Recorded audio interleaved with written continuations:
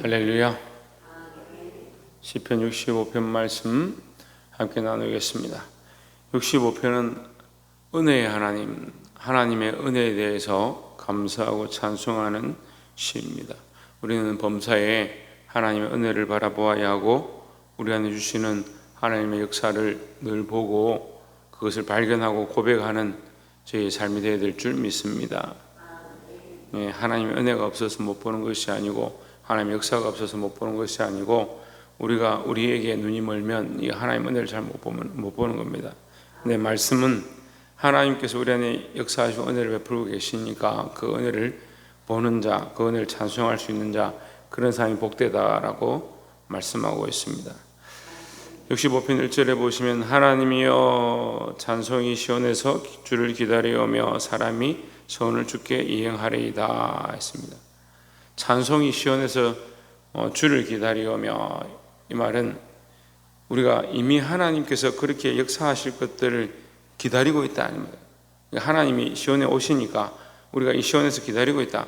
시온에서 하나님께서 승리하고 돌아오시는 것들을 우리가 찬양할 것을 준비하고 기다리고 있습니다, 이렇게 얘기하는 거죠. 근데 그것은 이루어진 것이 아니고 이루어질 것에 대한 찬송이 돼요. 그 하나님께서 우리에게 결국 승리를 주시고 은혜를 베푸실 것들을 우리가 믿고 이미 찬송을 준비했고 이미 하나님께서 하실 것들을 믿음으로 우리가 갚을 준비를 하고 서원했다, 이 말이죠. 이것이 믿음입니다. 물론 과거에 하나님 하신 것들을 보고 믿는 사람들, 지금 현재 하나님 함께 하시는 것을 하실 것들을 믿고 믿음으로 사는 사람도 있지만, 우리는 또한 미래에 하나님 하실 것들, 우리를 인도하시고 은혜로 채우실 것과 영원한 하나님 나라 주실 것들을 믿음으로 바라봐야 된다는 거죠. 그러니까 믿음은 사실은 과거적인 게 아니에요. 물론 우리가 간증하고 하나님 하신 것들을 찬송하는데 이것이 과거가 된다 하면 현재도 되어야 하고, 현재가 된다 하면 미래도 돼야 되는 거예요. 그러니까 지금 우리에게 이루어지지 않은 것도 하나님 하실 것들을 믿는 것, 그것이 믿음이다라는 거죠. 그래서 하나님께서 이 찬송받기에 합당하시다, 하나님 하신 이 일이 앞으로 이렇게 하실 것이고 그걸 믿음으로 내가 서원하고 주께 이행하겠습니다, 이렇게 고백하는 겁니다. 이 믿음의 고백이 우리의 고백이 되고 이 믿음의 찬송이 우리의 찬송이 되기를 주의 이름으로 축원합니다. 2절에 기도를 들으시는 주여 모든 육체가 주께 나오리이다 했습니다. 그러니까 이게 결국 그 말씀과 연결되는 거죠. 우리가 주께 나옵니다. 왜? 하나님 기도를 들으시니까, 하나님께서 응답하실 줄 믿으니까 하나님 앞에 나옵니다. 물론 이제 3절에 우리가 죄인입니다. 우리가 죄인이고 우리가 가능성이 없습니다. 그렇기 때문에 더 하나님을 의지합니다. 하나님께서 우리를 구원하실 줄 믿습니다 하는 거죠. 그래서 결국은 뭐예요? 믿음이 없이는 하나님 기쁘게 할 수 없다는 거예요. 하나님 은혜를 볼 수도 없고 믿음이 없으면 하나님의 역사를 발견할 수도 없다는 거죠. 왜? 믿음이 없으니까. 역사가 없는 게 아니고 은혜가 없는 게 아니고 역사도 있고 은혜도 있고 하나님의 구원의 기적들도 나타나는데 믿음이 없으면 그걸 못 보는 거예요. 똑같이 우리가 받은 은혜를 다른 사람에게 가서 나눕니다. 하나님께서 이렇게 하셨습니다. 또한 하나님께서 이렇게 인도하실 줄 믿습니다. 때로는 지금 이렇게 되지 않았지만 우리가 기도했는데 이 일이 이루어지지 않고 우리가 생각했던 것과 다른 방향으로 되었습니다만 하나님께서 결국 이렇게 하실 줄 믿습니다. 다른 사람들은 어떻게 보냐면 그렇게 안 됐는데 너희가 열심히 교회 다니고 예수 믿고 하나님 앞에 했는데 그게 왜 그래 안 되냐? 근데 우리가 보기에는 믿음의 눈을 들어보면 뭐예요? 이것 또한 그렇게 되어지는 과정이 하나다는 거예요. 그리고 이 디딤돌을 놔야 그 다음 위에 디딤돌을 놓을 것이기 때문에 사람들은 이걸 바라보지만 하나님 이렇게 하실 줄은 우리가 믿는 거예요. 그러니까 믿음이 없으면 이걸 못 보는 거죠. 하나님 역사가 없어서 못 보는 게 아니고 우리가 믿음이 없으니까 못 보는 거예요. 믿음으로 이 하나님의 은혜와 하나님 하신 일을 보는 저와 여러분 되기를 주의 이름으로 축원합니다.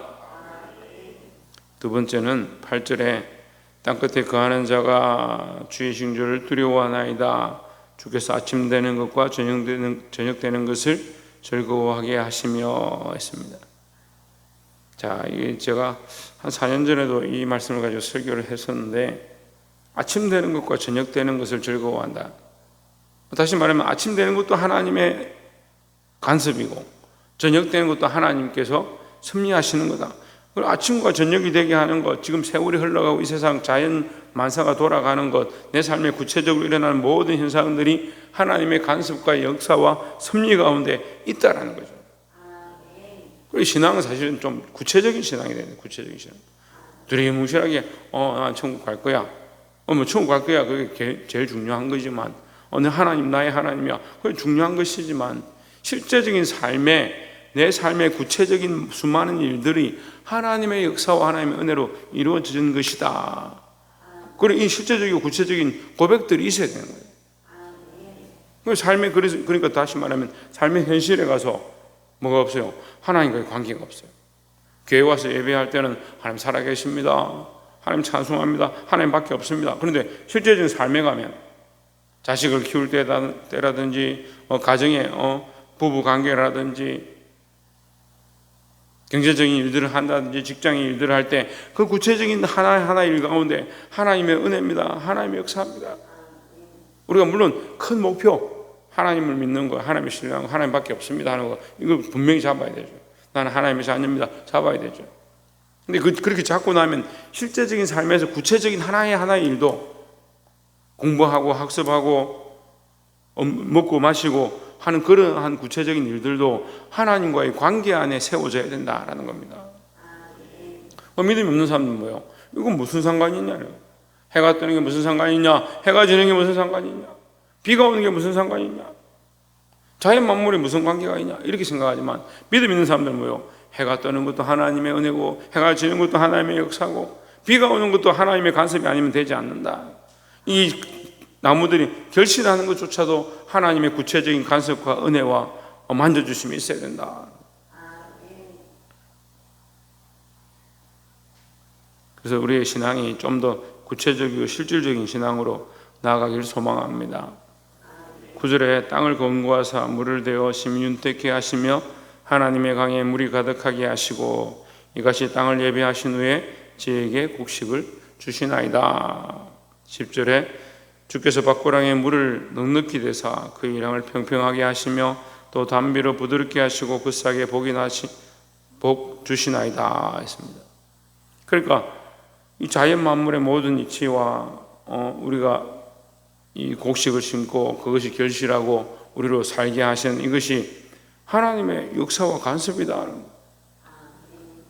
우리가 하나님의 자녀입니다, 구원받았습니다, 시온에서 주를 기다리나이다, 이렇게 하는 것도 믿음의 고백인데, 그 믿음의 고백이 있다면 실제적인 삶에 가서 구체적인 것들 하나도 밭고랑에 물을 대고 거기에 씨를 뿌리면 하나님 자라게 하시는 것, 그 일 가운데 하나님 찬송 받으십시오, 하나님 역사하시는 것을 감사합니다, 이런 고백들이 있다는 거죠. 그래서 우리 삶에도 이런 구체적인 실질적인 현실적인 삶에서도 하나님 역사를 찬송할 수 있는 저와 여러분 되어지기를 주의 이름으로 축원합니다.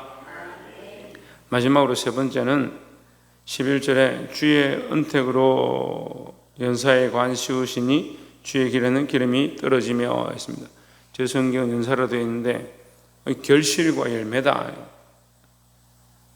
하나님 축복과 결실을 주신다. 우리의 삶의 구체적인 일 가운데 하나님께 감사하고 결국 또한 주시는 이 열매에 대해서 감사할 수 있어야 된다. 우리에게 주신 열매들이 얼마나 많이 있습니까? 자녀로 열매 맺게 하시고 우리 가족들로 열매 맺게 하시고 직장에서 삶에서 열매 맺는 것들이 너무 많이 있습니다. 근데 우리가 그 열매를 못 보는 거예요. 못 보니까 뭐예요? 감사할 줄 모르는 거예요. 감사할 줄 모르는 거예요. 어떤 사람들은 믿음으로 자라서 하나님 앞에 나와서 기도해서 하나님 주신 열매를 맛보고 하나님께서 이런 은혜를 주시는 줄 아는데 뭘 자꾸 생각하냐? 은혜를 주신 것은 잊어버리고 아이고 내가 믿음으로 사는 게 힘들다, 기도하는 게 힘들다, 예배하는 게 힘들다, 헌금을 내고 봉사하고 이 시간을 드리는 게 힘들다는 생각하는 거예요.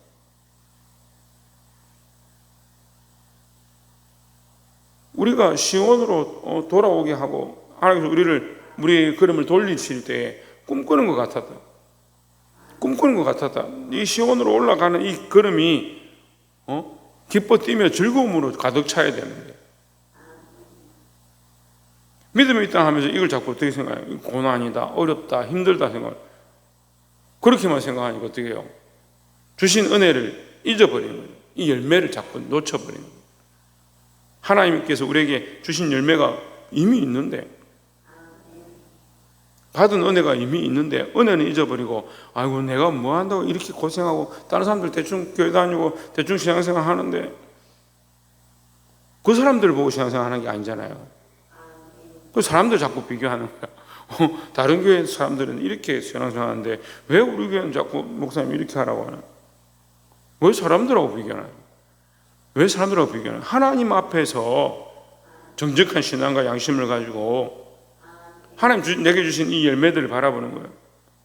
그러니까 고난의 걸음이 있었고, 어려움이 있었고, 환난이 있었고, 핍박이 있었고, 사람들과의 아픔이 있었지만 하나님 내게 이 거룩한 열매를 주셨다, 이 귀한 열매를 주셨다. 아, 그건 하나님 은혜구나. 그 열매를 바라볼 때마다, 결실케 하는 것들, 그 기름이 떨어지는 것들을 볼 때마다, 아, 하나님 내게 축복과 열매를 주시는구나. 12절에 들의 초장에도 떨어지니 작은 산들이 기쁨으로 띠를 띄었나이다. 13절에 초장에는 양떼가 입혔고, 초장에 양떼가 입혔단 말이에요. 양떼가 얼마나 많고 풍성하게 하시는지, 이게 푸른 초장이 하얀 양으로 덮여버려서 멀리서 보니까 이게 초장인지 양떼 목장인지 이게 구분이 안 될 만큼 그렇게 하나님 복을 주셨다. 우리에게 이런 소산과 이런 자녀와 삶에 결실할 것들을 주실 줄 믿습니다. 그런데 그렇게 하려면 얼마나 어려움이 많이 있겠어요.